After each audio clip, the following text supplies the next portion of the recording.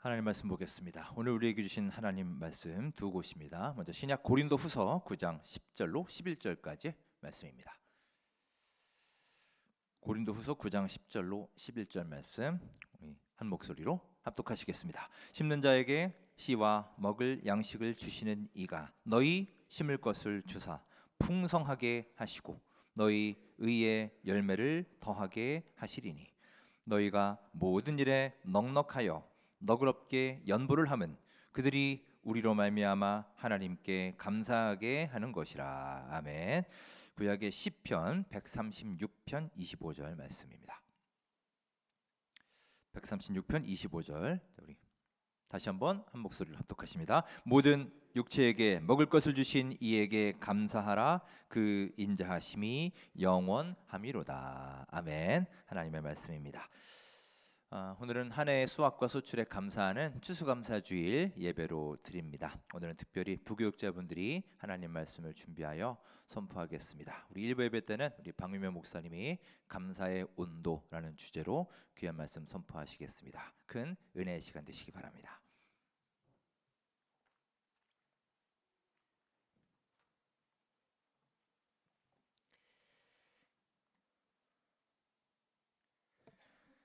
할렐루야. 아멘. 2025년 추수감사주일입니다. 어느덧 11월 중순을 맞이하였습니다. 산과 들은 울긋불긋 빨갛고 노랗게 물들어서 가을의 경이롭고 아름다운 경치를 한껏 뽐내고 있습니다. 막바지 가을이죠. 우리 하나님의 돌보심과 은혜에 감사가 차고 넘치는 이 결실의 계절이 되시기를 간절히 바랍니다. 함께 인사 나누실까요? 잘 오셨습니다. 주님의 은혜를 빕니다. 주님의 은혜를 빕니다. 결실의 계절 가을은 풍성한 하나님의 은혜를 돌아보고 감사드리는 아름다운 시기입니다. 우리에게 모든 것 더해 주시는 이 주님의 은혜를 오늘 더욱더 깊이 생각하고 또 감사드리면서 하나님께 예배드리는 저와 여러분이 되기를 소망합니다. 여러분, 자동차에는 두 가지 기름을 사용합니다. 먼저는 에너지를 일으키는, 그래서 자동차를 움직이게 하는 연료가 있지요. 또 하나의 기름은 무엇일까요? 자동차가 움직일 때 심장이라고 할 수 있는 엔진의 마찰을 줄여주는, 또 부드럽게 이 피스톤을 움직일 수 있게 해주는 윤활유가 또 한 가지의 기름입니다. 연료로 사용하는 기름은 보통 휘발유나 경유, 또 가스도 있지요. 그리고 윤활유는 보통 엔진 오일이라고 말을 합니다. 이 엔진 오일은 우리가 사용하는 연료, 휘발유에 비해서 가격이 아주 저렴합니다. 또 1년에 한두 차례 몇 차례만 갈아주면 되는, 크게 신경 쓰지 않아도 되죠. 그런데 이 윤활유가 연료보다 더 중요하다는 사실을 우리가 또 알고 있습니다. 연료가 없으면, 기름이 떨어지면 어떻습니까? 차가 멈춥니다. 그런데 윤활유가 없으면 차는 계속 가고 이 심장이라고 할 수 있는 엔진이 타들어가 버리게 된다는 것입니다. 아주 크게 망가져 버리고 또 차에 불이 날 수도 있고 아주 위험합니다. 여러분, 사람이 살아가고 하는 데에도 두 가지 기름을 필요로 합니다. 자동차처럼 연료가 필요로 하죠. 우리가 먹고 마시고 입고 또 자녀를 가르치고 생활하는 데에 필요한 모든 물질적인 것을 또 말합니다. 누구에게나 다 집이 필요하고 누구에게나 다 먹을 것을 필요로 합니다. 자동차로 치면 이 휘발유나 경유 같은 그런 연료이겠죠. 그런데 사람이 이것만 있다고 사는 것은 아닙니다. 아무리 나에게 물질적인 풍요와 부여가 있다 하여도 마음의 행복이 느껴지지 않아서 고민하는 사람들이 너무나도 많습니다. 사람들에게 윤활유가 필요한 것입니다. 우리의 삶에 마찰을 없애주고 부드럽게 만들어주는 윤활유가 반드시 필요합니다. 근데 앞서 말씀드린 것처럼 연료가 떨어지는 것에는 우리가 민감하게 반응하지만 엔진 오일이 떨어지는 것에는 크게 민감하게 반응하지 않습니다. 우리가 먹고 마시는 데 많은 신경을 쓰고 인생이 잘 굴러가도록 도와주는, 마찰을 없게 해주는 윤활유에는 신경을 좀 덜 쓰는 편입니다. 그러면 삶의 윤활유가 오늘 우리가 말하는 바로 감사의 제목이지 않겠습니까? 감사는 우리가 살아가는데 일어나는 마찰을 없애줍니다. 감사함으로 참 큰 힘이 작용하는데 많은 관계를 부드럽게 만들어줍니다. 서로 사이가 좋지 않을 때 그 갈등 관계를 풀어주는 가장 쉬운 방법은 서로에게서 감사의 조건을 찾는 것입니다. 그러나 아무리 좋은 것을, 아무리 많은 것을 가졌다 한들 감사할 줄 모르면 불행해지는 것이 우리들의 모습입니다. 오늘 우리가 시편 136편 25절 또 고린도후서 9장의 말씀을 함께 보았는데요. 시편 136편 25절 말씀에 이 두 가지 기름을 다 이야기하고 있습니다. 모든 육체에게 먹을 것을 주신 이에게 감사하라. 그 인자하심이 영원함이로다. 우리가 필요로 하는 연료와 같은 모든 것들 물론 필요합니다. 우리가 생명을 유지하고 살아가는 데 필요한 모든 것들. 그런데 오늘 성경의 말씀에서는 그렇게 모든 것을 채워주신 이에게 감사하라라고 말씀을 합니다. 감사라고 하는 윤활유도 우리에게 있어야 한다라고 하는 것입니다. 감사함이 없는 삶을 살아가는, 어쩌면 오일 없는 엔진이 타들어가는 것처럼 그러한 모습들을 우리 주변에서 너무나도 많이 발견하게 됩니다.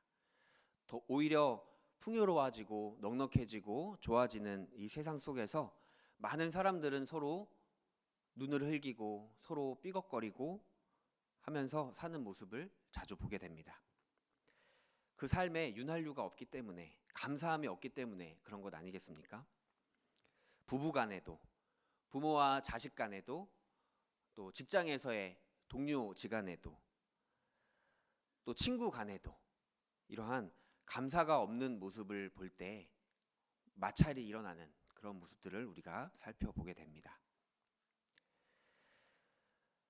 마찰이 일어나는 것을 생각해 보십시오. 얼마나 열이 나고 삐걱거리고 딱딱 시끄러운 소리가 나고 그렇습니까? 우리의 주변에 일어나는 어떤 다툼, 싸움 이런 모습들이 마치 윤활유 없는 엔진처럼 이렇게 마찰을 일으키고 있습니다. 성경에서도 잠언에서는 그러한 모습들을 이렇게 이야기합니다. 잠언 25장 24절 말씀을 보실까요? 다투는 여인과 함께 큰 집에서 사는 것보다 움막에서 혼자 사는 것이 나으니라. 엔진이 파괴되는 것처럼, 감사가 없을 때 엔진이 파괴되는 것처럼 우리 삶에 감사가 없으면 다른 사람과의 관계 속에서 내 삶이 파괴된다라고 하는 것입니다. 똑같은 조건이지만 똑같은 조건의 환경 속에서 감사함이 없는 사람들은 이렇게 마찰을 일으키고 싸움을 일으키지만 똑같은 조건 안에서 내가 감사의 제목을 찾고 또 똑같은 환경을 똑같이 바라보지만 감사의 제목으로, 감사의 눈으로 본다 그러면 인생은 전혀 새로운 방향으로 달려가게 됩니다. 인생이 즐겁고 행복해지는 것이죠. 여러분, 오늘 감사의 온도라는 제목으로 함께 말씀을 나누려고 하는데요. 우리가 보통 감사할 일이 생길 때 감사하는 습관이 있습니다. 좋은 일이 생기고 마음에 감동이 오고 그럴 때에는 우리가 감사하는 것이 너무나도 쉽죠. 그런데 성경에서는 감사하라라고 말씀하는 것이 데살로니가전서 5장 18절에서도 범사에 감사하라라고 말씀을 합니다. 이것은 수동적인 감사가 아닌 능동적인 감사를 하라 하는 말씀입니다. 어떤 미온적인 감사할 일이 있을 때만 감사하는 수동적인 감사를 넘어서서 우리가 모든 일에 감사를 찾는 감사의 온도를 올리는 뜨거운 능동적인 감사의 사람으로 거듭나는 저와 여러분이 되기를 간절히 소망합니다. 모든 일에 어떤 불행하다고 느껴지는 때가 있거나 어렵다고 느껴질 때, 좌절감이 몰려올 때 사실 감사함의 제목을 찾는 것이 쉽지 않은 것은 사실입니다. 그렇지만 그러한 가운데에서도 그 가운데에서도 감사의 제목을 찾으려고 한다면 조건과 요소는 얼마든지 있다라고 하는 것입니다. 감사의 온도를 뜨겁게 우리가 범사에 전심으로 감사하면서 능동적인 감사로 나아가는 저와 여러분이 되길 소망합니다. 오늘 함께 본 본문 말씀은요, 예루살렘 교회 가난한 성도들, 우리가 고린도후서 말씀도 함께 보았죠. 그 말씀은 예루살렘 교회에 가난한 성도들이 있었습니다. 그들을 위해서 이웃 교회들로부터 구제금을 모금해서 돕고자 했던 바울의 모습을 살펴볼 수 있는 장면입니다. 사도 바울이 고린도 교회 교인들에게 자신이 당도하기 이전에 이 구제금이 모금될 수 있도록 권면하고 있는 내용입니다. 우리가 본문의 말씀으로 보진 않았지만 고린도후서 9장 6절 7절 말씀을 함께 살펴보겠습니다. 함께 봅니다. 이것이 곧 적게 심는 자는 적게 거두고 많이 심는 자는 많이 거둔다 하는 말이로다. 각각 그 마음에 정한 대로 할 것이요 인색함으로나 억지로 하지 말지니 하나님은 즐겨 내는 자를 사랑하시느니라. 아멘. 바울은 고린도 교회 교인들에게 또 이웃 교회에 있는 마게도냐 교회들이 너그럽게 구제금을 모금하고 있다 하는 것을 이야기해 줍니다. 그리고 또 마게도냐 교회 사람들에게는 고린도 교회 사람들이 아주 관대하다, 그들의 훌륭한 성품을 칭찬하고 격려합니다. 두 교회들의 장점들을 서로 밝히고 이야기해 주면서 이 구제금이 잘 모집될 수 있도록 격려하고 있습니다. 고린도 교회 사람들이 남을 도와주는 일을 해본 적이 없었습니다. 그래서 그런 그들에게 바울은 먼저 즐겁고 자발적으로 구제금을 모금할 것을 권면합니다. 우리가 능동적으로 진실한 마음으로 온 마음을 다해서 행동할 수 있도록 사도 바울은 비록 구제금을 모으는 이런 일의 사업으로 이야기를 하고 있지만 우리의 모든 생활의 면에서도 지금 같이 권면하고 있는 것입니다. 말씀을 나누면서 처음 서두에 자동차 이야기를 잠깐 드렸잖아요. 윤활유라고 하는 엔진 오일이 제때에 갈아주지 않았을 때 어떻게 되냐면 이 끈기가 점도가 묽어집니다. 점도가 떨어져서 끈적한 정도가 떨어져서 묽어져요. 그러면 엔진 오일이 그 오일로서의 역할을 제대로 하지 못합니다. 안에서 작동은 하지만 제대로 작동하지 않는 오일이 되어버리는 거예요. 우리가 삶을 살아가면서도 감사함의 이야기들, 감사함의 인사를 많이 하지만 그 감사함의 모습도 다양하게 볼 수 있을 것입니다. 어쩌면 엔진 오일의 기능이 떨어진, 점도가 떨어진, 묽어진 엔진 오일처럼 단순하게 형식적으로 하는 감사는 어쩌면 수동적인 감사가 되어버린다라고 하는 것입니다. 시골에 계신 부모님께서 힘들게 농사 지으셔서 수확한 쌀을 도시에 살고 있는 자녀에게 보내주었습니다. 택배로 보내주었어요. 자녀는 부모님께서 보내주신 이 소중한 쌀을 받고 너무나도 감사한 마음을 갖습니다. 그리고 이 쌀을 안전하게 집 앞에까지 배송해 주신 택배 회사 직원분들에게도 물건을 받을 때 감사합니다 하고 인사를 하죠. 똑같은 감사입니다. 그러나 그 안에 온도차는 어쩌면 조금 다를 수도 있습니다.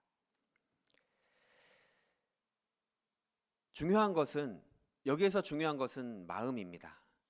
그 회사에서 일하고 택배의 물건을 전달해 주는 택배 회사 직원에게 형식적인 감사로 감사합니다를 하는가, 아니면 내 마음속에 우러나오는 진심의 감사가 있는가. 비록 그는 급여를 받으면서 일로서 이렇게 물건을 갖다 주지만 그렇게 함께 일하는 그 택배회사 직원이 없었다면 나는 부모님께서 주신 그 쌀을 편안하게 집에서 받을 수 있었겠는가? 이러한 생각을 해보게 됩니다.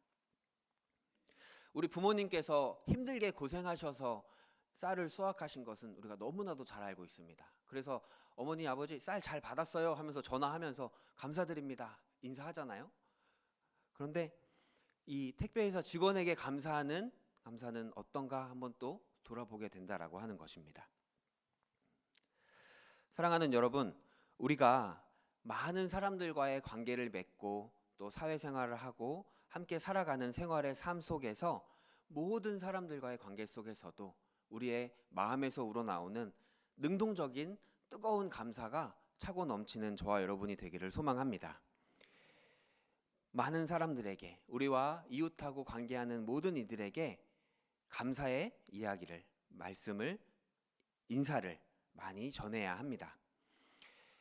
신기하게도 감사합니다 인사가 차고 넘치게 되면 따뜻해지고 또 서로 인사를 주고받는 사람들과의 관계가 좋아지게 됩니다. 적극적으로 우리 이 감사의 계절에 내 삶 속에 감사의 제목들을 찾으면서 또 그 감사함의 생활이 습관이 되는 우리 원천 신앙 공동체가 되기를 주님의 이름으로 축원합니다. 오늘 본문 고린도 후서 9장 10절 11절 말씀도 다시 한번 함께 보겠습니다. 자, 시작.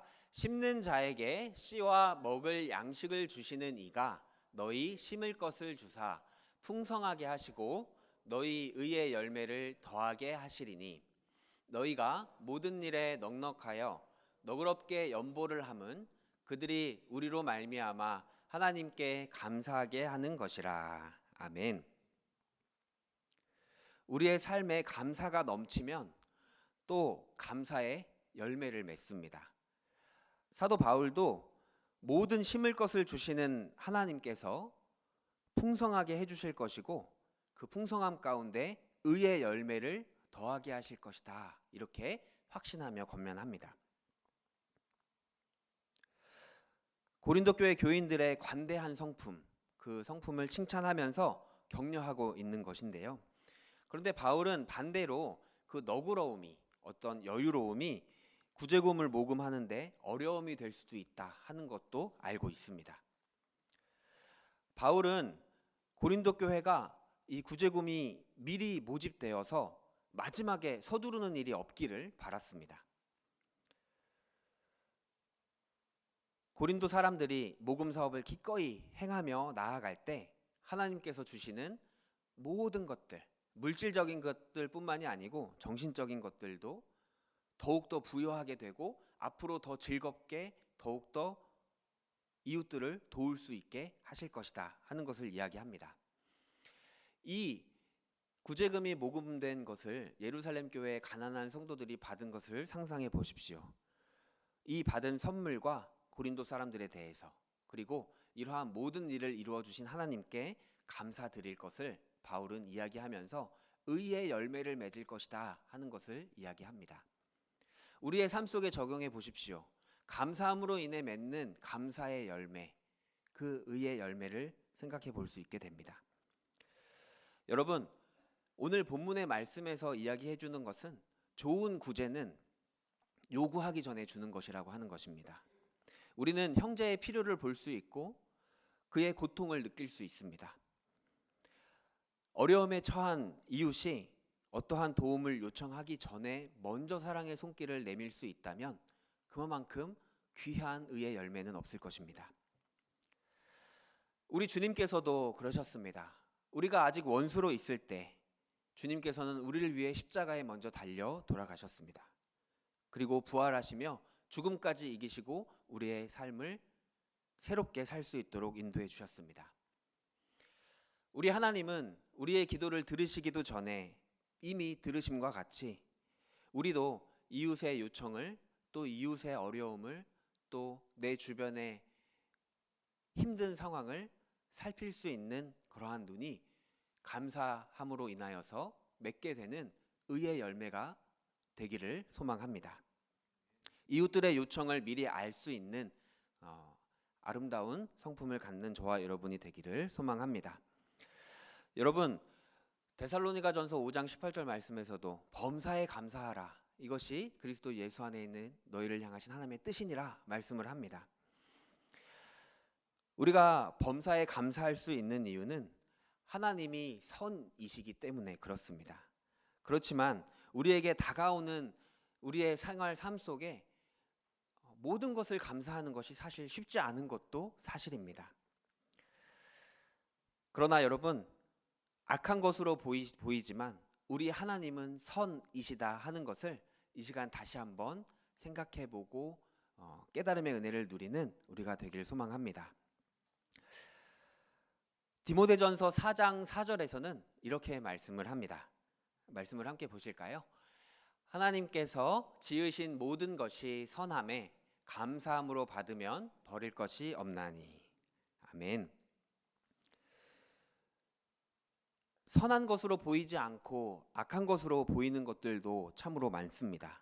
그러나 우리는 그 가운데에 능동적으로 감사함으로 감사함의 온도를 올릴 때, 이 감사함을 견제할 때 악한 것도 선한 것으로 바꾸어 주실 하나님을 기대합니다. 하나님께서 우리에게 주신 모든 것은 선이다라고 하는 것입니다. 가끔 우리에게 고통이라고 하는 포장지에 싸서 감사할 제목을 주십니다. 어떤 때에는 가난이라고 하는 포장지에 싸서 선하신 하나님의 뜻을 우리에게 주시기도 합니다. 우리 주변에 나와 코드가 잘 맞는 사람만 있는 것이 아닙니다.